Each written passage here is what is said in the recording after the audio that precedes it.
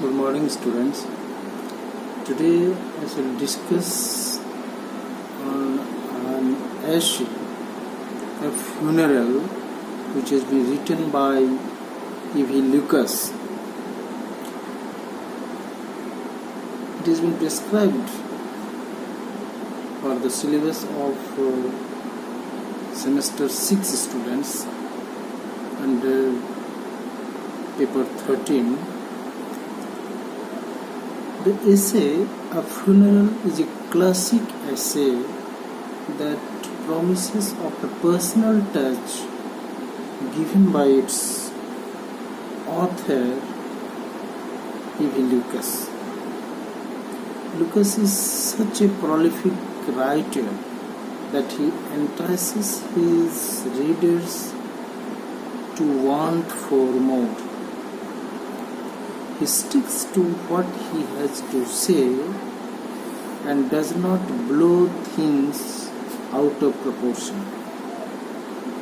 His essays are among the best personal essays. A Funeral is just one such drop in such a vast ocean. The essay is mere recollection of old times he had spent with a good friend named W.J. Craig. But this friend of his is dead now, and Lucas is supposed to be at his funeral. The funeral reminds him of the long walks and the enlightening discussions he used to have with his friends. Thus, the author goes on revisiting the past events involving his friend, which form the central theme of this essay. The author describes his friend's character, his daily activities, his strength, his weaknesses, his professional life, etc. in this essay. He remembers his contour, his no-nonsense nature when it came to mete out justice to the denied. His friend had a truly transparent and thus predictable nature. Even the author assumes he was happy in his grave rather than facing the vagaries and troubles of old age. Such was his grasp on literature that he had memorized Shakespeare's lyrical passages.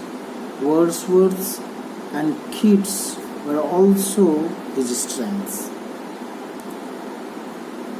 He describes his friend's brain as a vast reservoir of erudition. Apart from his books, his friends and long walks with them, he remained a bit of a recluse. He did not socialize much. He did not have anything as his own claim to future. His magnum opus, or rather his greatest work, was unfortunately incomplete. He had a terrible handwriting which was a challenge to decipher for those who went through his manuscripts. However, on the personal front, he had a helping nature. He would stand against any show of injustice, irrespective of whether the victim was familiar or not. He was such a book freak that he would carry something to read for the shortest of trips he made. The author also mentions the truth about death, claiming one and all He brings out the contrast of this funeral against others which are very tragic. He put forth his philosophy intermittently, such as, I quote, "But death, however it comes, is a mystery before which one cannot stand unmoved and unregretful." Quote ends.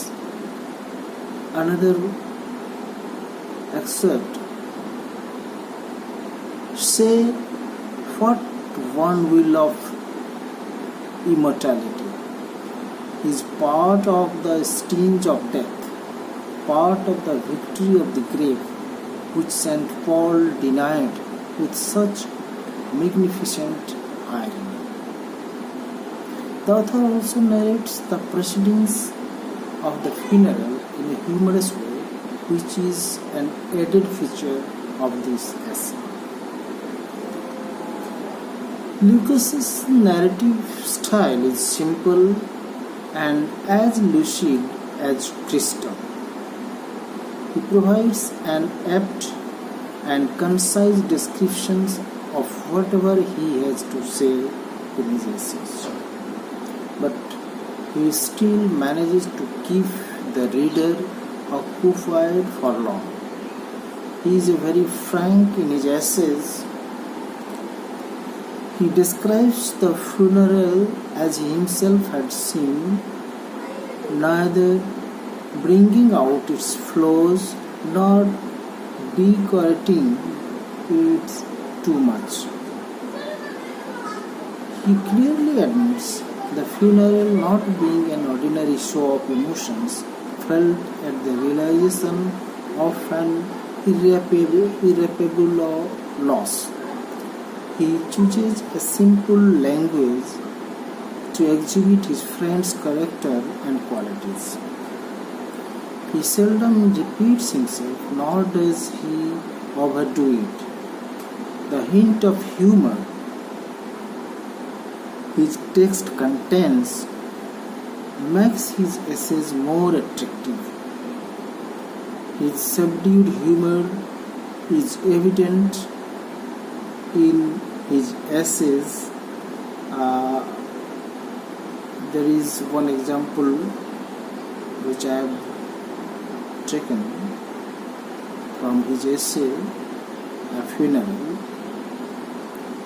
I quote, "For I may say incidentally that our old friend wrote the West End in London, and it was not an uncommon experience of his correspondents to carry his missives from one pair of eyes to another, seeking a clue." The author's descriptions of incidents trying to save with words and events that happen does a fair justice. He has successfully been able to put into words the impulsive outbreak of resistance of his friend when he came across any victim of injustice, as is evident in the lines that follow. I quote, "And I remembered the difficulty I once had in restraining him from leaping the counter of a small tobacconist in Great Portland Street to give that man a good dressing for an imagined rudeness, not to himself but to me." The choice of words also speaks very highly of the essays.